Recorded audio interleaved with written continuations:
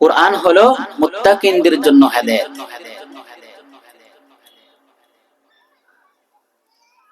আর এই কোরআন থেকে আমরা মুসলমান অনেক দূরে সরে গেছি। আমরা মুসলমান কিন্তু আমরা কোরআন পড়তে জানি না। আল্লাহ রাসূল সাল্লাল্লাহু আলাইহি ওয়াসাল্লাম হাদিসের মধ্যে বলেন,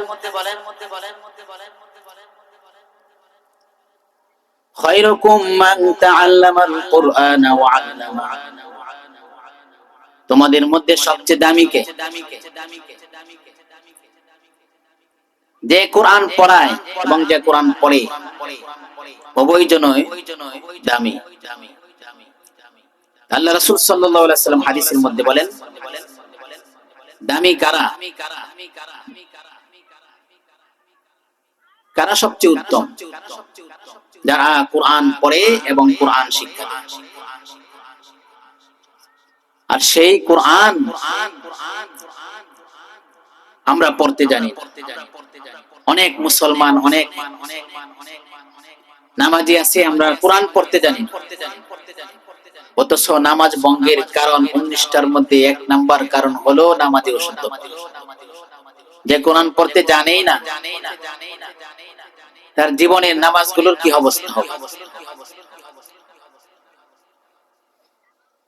কিয়ামতের ময়দানে অনেক মানুষ উঠবে, তাদের আমল নামায় কোনো নামাজই থাকবে না। কারণ তারা নামাজ পড়তো দুনিয়ার মধ্যে, কিন্তু কোরআন পড়তে জানতো না। কোরআন নাই আমাদের ভিতরে, আমরা কোরআন পড়তে জানি না।